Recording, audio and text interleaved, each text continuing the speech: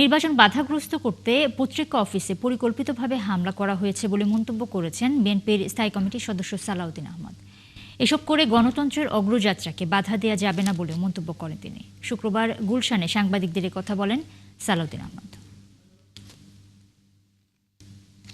সরকারের সমালোচনা করতে চাই, এটা আন্দাজ করা উচিত ছিল, ইন্টেলিজেন্স রিপোর্ট থাকা উচিত ছিল এবং প্রিকশনারি মেজার্স হিসাবে আগে থেকে এটার ব্যবস্থা নেওয়া উচিত ছিল। বিশেষ করে কয়েকটা টার্গেট প্লেস তারা ঠিক করেছে আগের থেকে, এগুলো আমরা দেখেছি এবং এগুলোর মধ্য দিয়ে সারা দেশে একটা অরাজক পরিস্থিতি সৃষ্টি করে নির্বাচনকে বাধাগ্রস্ত করা যায় কিনা সেইটার একটা অপপরিকল্পনা বা অপকৌশলের কোনো বিষয় আছে কিনা সেটা খতিয়ে দেখার দরকার।